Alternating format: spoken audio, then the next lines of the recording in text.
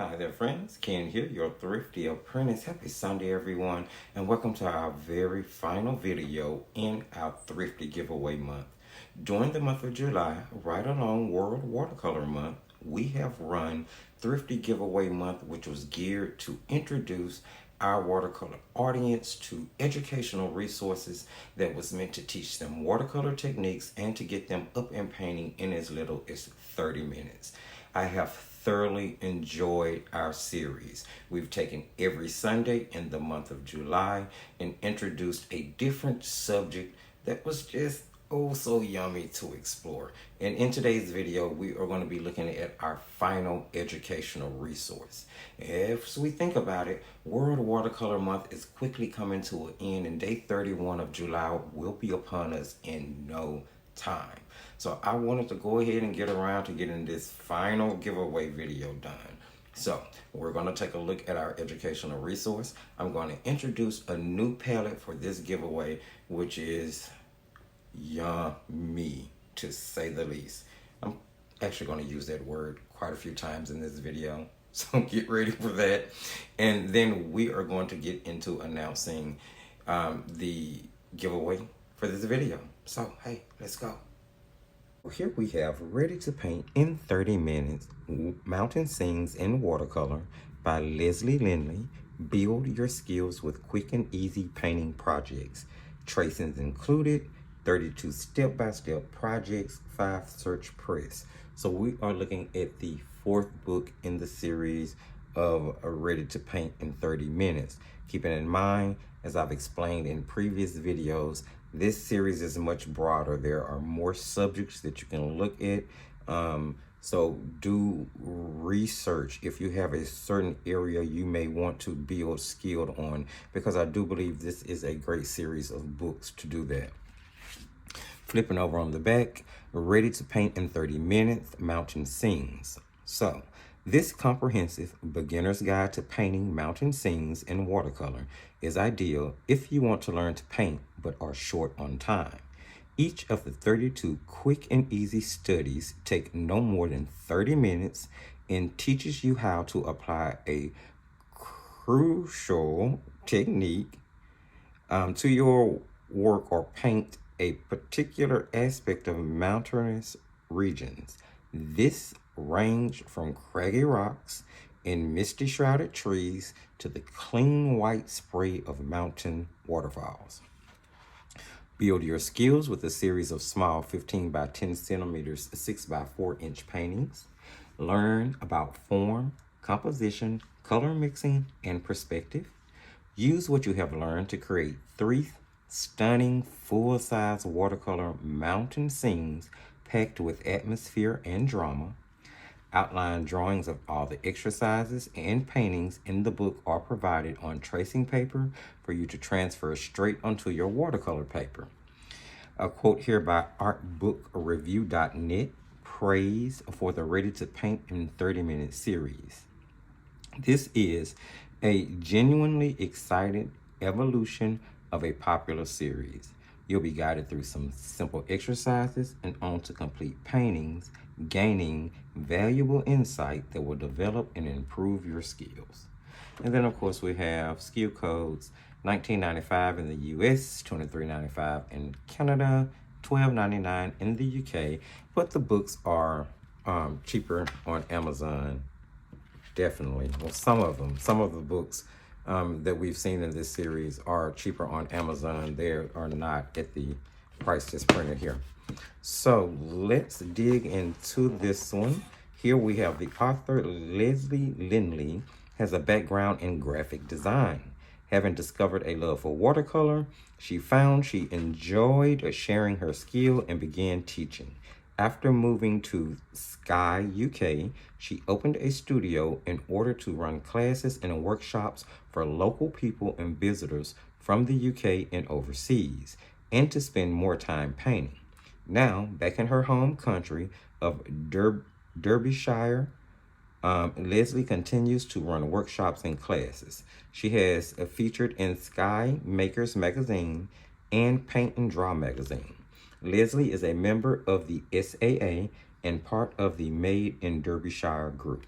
And here is showing other books in the series. So we have looked at the flowers, we have looked at trees and woodlands, but here are some ones you may also want to research, like landscapes or street scenes or boats and harbors. And there are just so many different subjects that you can just, you know, take a look at if it's something you want to study a little bit more. So as with our previous books, the entire first part of the book are traceables that are on tracing paper. You can graphite the back, transfer it, erase the graphite off of the tracing paper to keep it in good condition so that you can reuse it. Then we break into the meat of the book. As with the previous ones, you're going to go into a table of content, which will guide you through the book. This was first published in 2020, and I do not see any reprint. Oh, reprinted in 2021. Okay. Moving on, you have an introduction with the previous books. The author is going to introduce you to what you're going to be getting yourself through or into throughout the rest of the book and her perspective on what you're painting.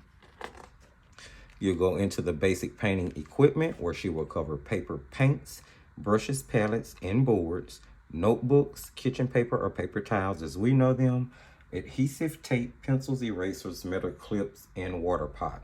And then she also talks about her color palette. Now, all of the books have these little inserts or the little note sections that's highlighted or as sort of a note, just sort of giving you a little bit more in-depth insight into what the author may have been addressing in that particular part of the book. Here, she's going into more of the colors that's included in the color palette that she has, or that she chose, which is helpful, especially for a beginner artist, if you're not quite sure where to start. The thing about the palette choices are the colors, not necessarily the brand, but the colors that a lot of the authors have chosen throughout this series of books is that they are a pretty good general all-around beginner color palette that you can use to learn color mixing and just grow and build upon. So, and I have noticed a very similar color theme in the palettes that have been chosen throughout the 4 books we've looked at across this month.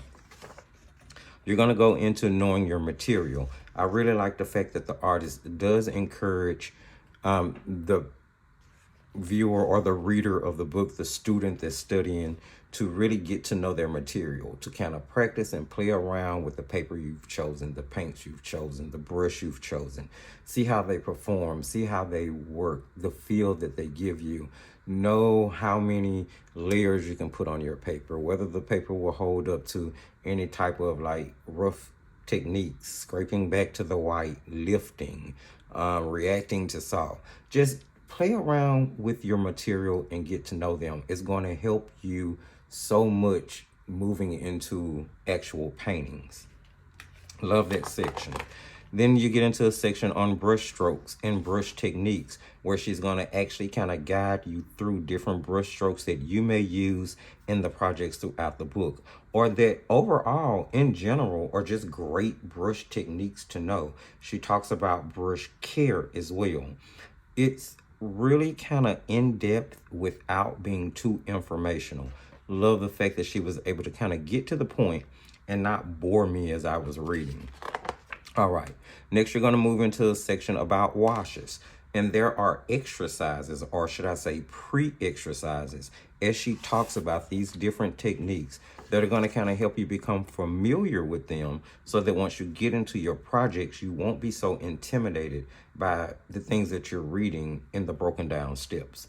It talks about simpler landscapes and flat washes, gives you examples, pictures, step-by-step instructions on how to get yourself used to these different things. You end up painting a very beautiful, acceptable beginner landscape just from the technique section. So, you know, you're really, this book is kind of packed full of information.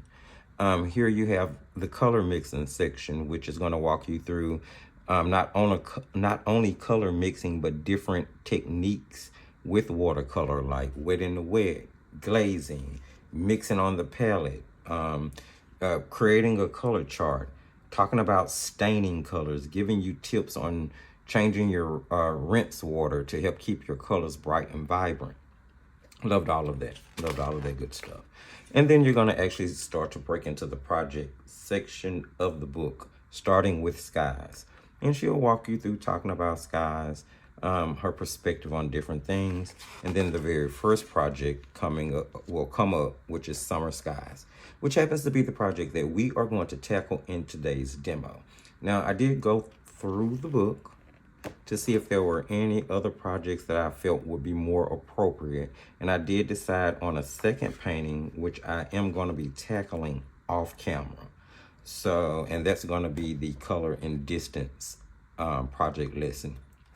So with that said, we're going to do summer skies on camera. I'm going to do color and distance off camera. And then in the true tradition of these videos that have been coming out over this month, we'll meet back up. We'll talk about the project, and then we will get into the giveaway section of the video. So let's jump into the summer skies demo, and I'll meet you guys here afterwards. So if you guys recall, in the last video, the demo we did was summer trees. So I felt like maybe it was only appropriate that we did summer skies from this particular book. So I'm starting off with French ultramarine at the very top, and I'm using a gradiated wash to bring it down the paper. You'll notice that I outlined my sketch with green color pencil. Now, although it's not a bad idea to use colored pencils to kind of break the monotony of using graphite, in this case, I do wish I had chosen a different color. Now, we'll touch on that a little bit later in the video. So after getting my wash of ultramarine blue in the sky, I'm using a paper towel or a kitchen napkin, as it may be called, in order to dab out some clouds here. And at this point, I'm covering the areas of step 1 and step 2 in the book. You're going to go across a technique that suggests is lifting out and kind of guides you through how to pull those clouds out, which I thought was absolutely amazing. Now, in between the scenes, I did go ahead and pre-mix sort of a yellow ochre raw sienna color, which you'll see in the top left-hand corner of my mixing palette. And I did that by using lots of the more golden tone yellow that's in the set, mixed with ultramarine, little bit of ultramarine blue, and a little bit of the brightest red in my palette. And I'm going to be using that in just a moment. For the mountain here, I'm really just using a mixture of ultramarine blue with just a tad bit of burnt sienna in it to darken it. Lots of water and lots of pigment, because I really wanted to push the granulation that I knew would come in this A Gallo set. Now, again, that is something else that this particular subject matter touches on in this book, which is granulation and using granulating paints for your mountain scenes in order to achieve a really nice effect. Now, while that mountaintop was still wet, I'm taking that pre-mixed burnt sienna, raw sienna, yellow ochre color that I mixed, and I'm using it to paint the rest of the composition from the horizon down. And I am bumping up against the mountain. I'm not really worried about whether the color bleeds. As a matter of fact, the instructions kind of encourage that you let the paints bleed together and kind of blend it out. And that's covering the areas of step 3 and step 4. And believe it or not, it's halfway through the entire composition. After I was, pretty comfortable with the way that bleed was in that mountain, I needed to go in and start to make a shadow color. And we're rounding step 5 of the instructions. They're only like 6 in all honesty.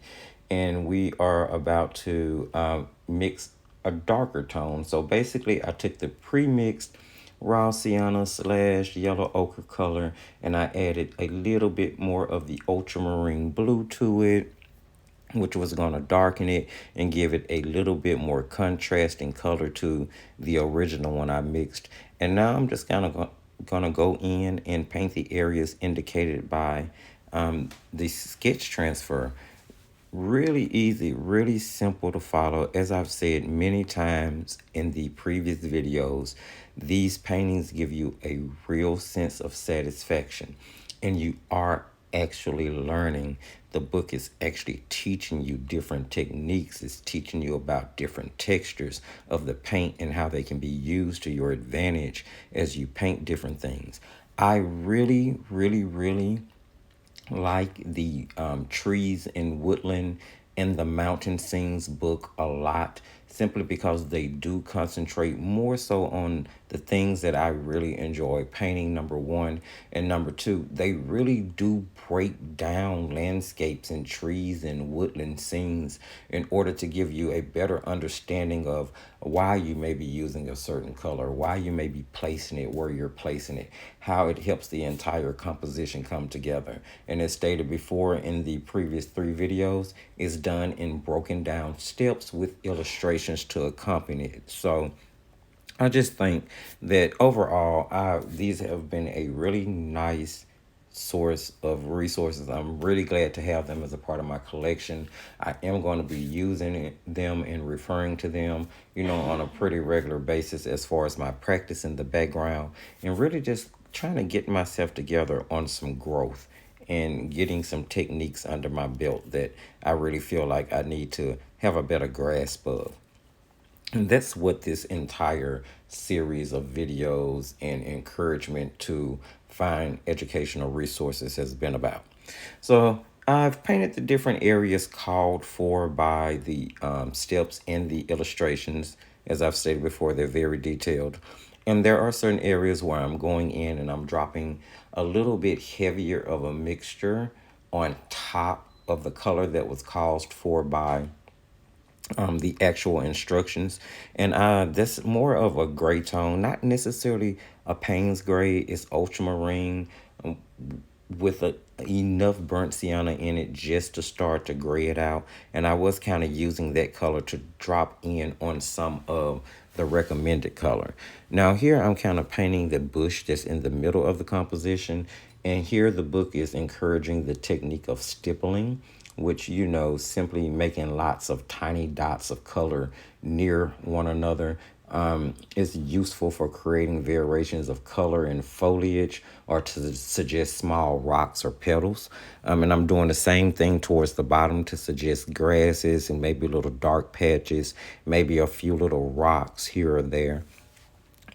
Just kind of adding my own little touches to the composition, trying to follow what's here but still make it my own. I added a few little grasses to the background, and then I decided I would add something that maybe resembled twigs and a little shadow inside the bush, little shadow under the rocks. Although I didn't put much detail in them, this was, I don't know, more of a value thing, seeing if I could keep things kind of loose and not too super detailed.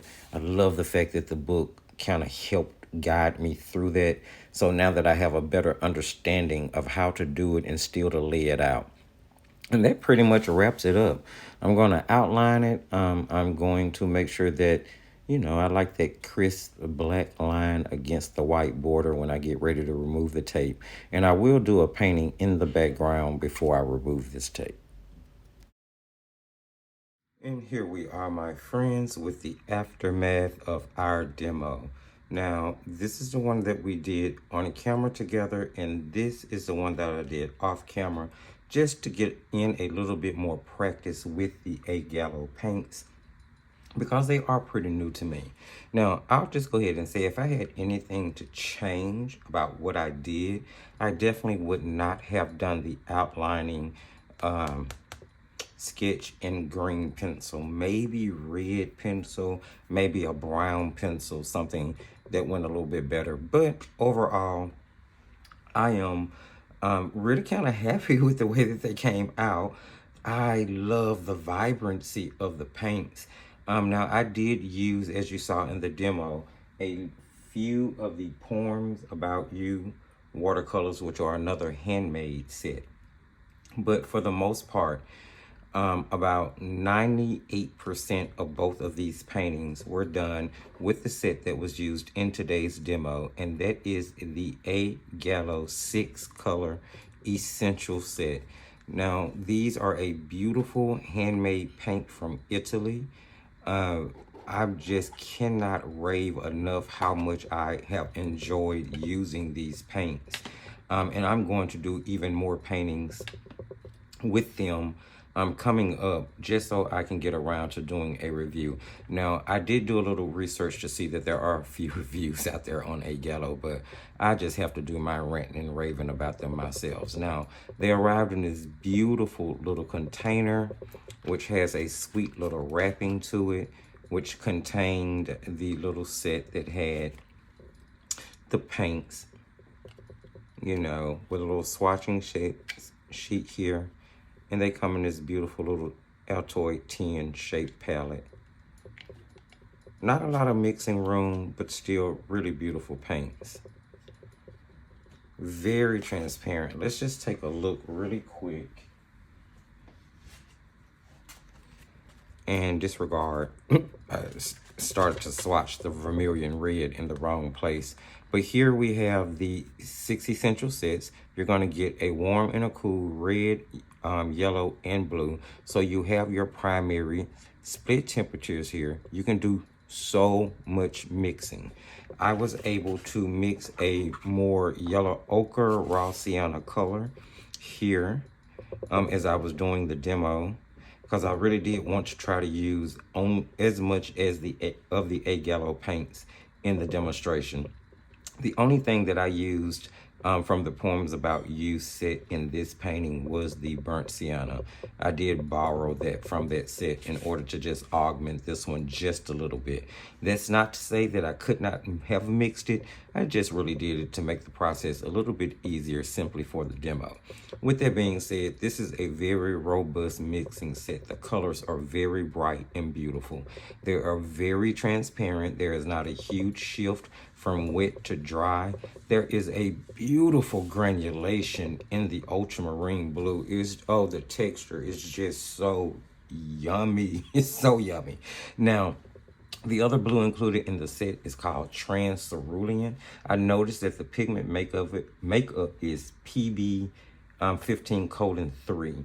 So, you know, a very standard pigment, very reliable pigment to make up. I'm guessing just a whimsical name attached to it. A beautiful permanent carmine, which is a PV19, very solid. We have a beautiful, just really semi-transparent lemon yellow, just a bright, beautiful color without being neon. So I love them. They're so yummy. They are so yummy. And this is what we use to paint today's demo. Hopefully you guys were able to follow along with it and just kind of get a grasp of the type of information that you can get from, you know, this entire series of books. I've really enjoyed doing this entire month, all the way down to this final video. And I'm going to invest in some other books in the 30-minute painting series that are targeted around some other subjects. It's just because I feel like they're going to help me grow. I do realize there are some areas that I really would like to improve in. You know, my painting is nowhere near where I would like it to be.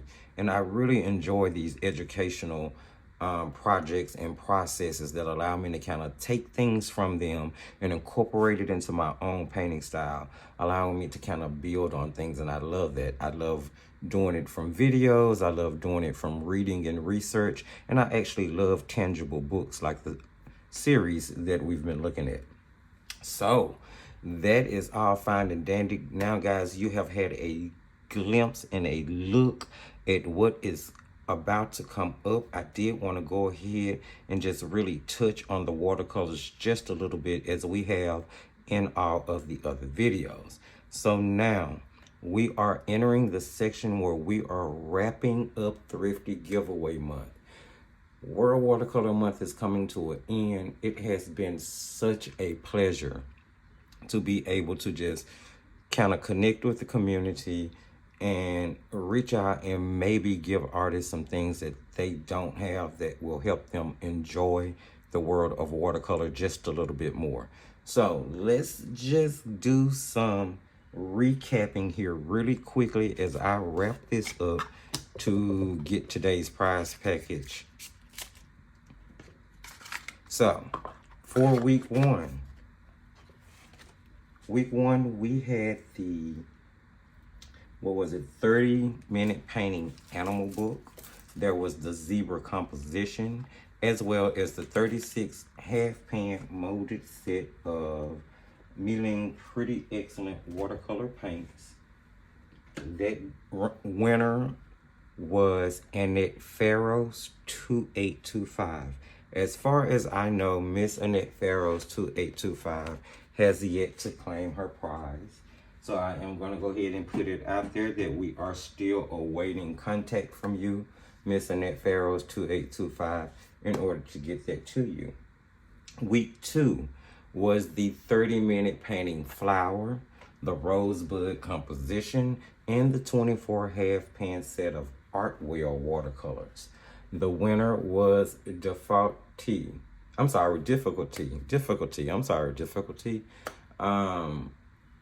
Difficulty has already claimed her prize and is awaiting her package. So it is time to get around to week three. In week three, we had the 30-minute painting trees and woodland book. We had the 10-piece set of Artwell all media brushes. We had the 5-color Daniel Smith essential paint stick set. We had the Kirk and Spock Star Trek 10, along with 5 empty half pans. That way you could pan up the paint stick set, which also happens to have holders, which I thought was really cool.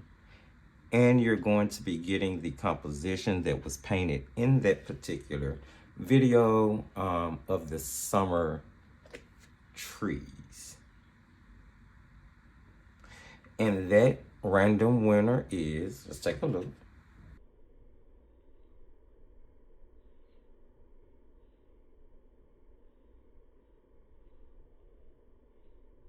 Congratulations, Eleanor Needlewoman. Eleanor Needlewoman is our winner, so everybody be sure to give Eleanor Needlewoman a great big congratulations in the comment section. And I will need winners from week one, Miss Annette Farrow's 2825, and winner from week three, Miss Eleanor Needlewoman, to reach out to me at Thethriftyapprentice@gmail.com so that we can do verification in order to claim your prize.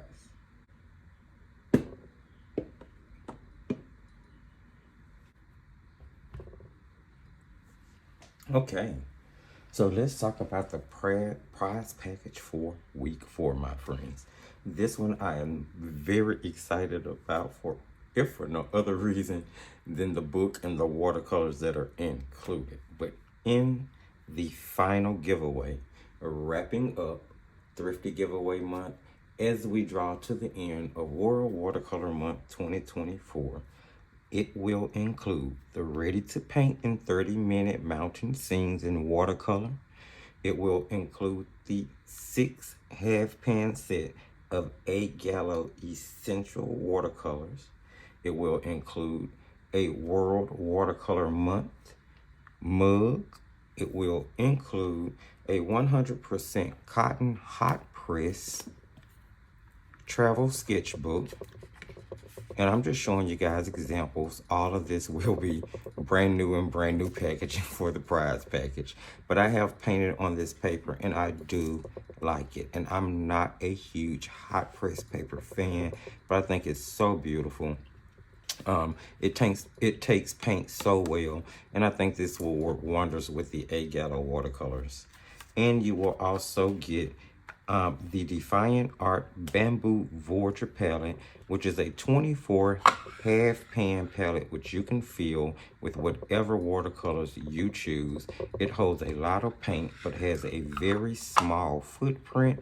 And if I do say so myself, kind of a really cool design.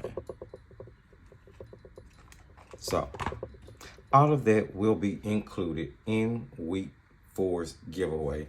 I think this is probably the most yummy one to me. So, you know, I thought about what I would ask you guys to do in order for this random giveaway, which will be chosen randomly, as all of the previous 3 weeks have. What do? We jump in the comment section and tell me, if you were being honest with yourself, what do you need to improve on in your art? What do you feel like you need to improve on in your art? For me, it's portraits.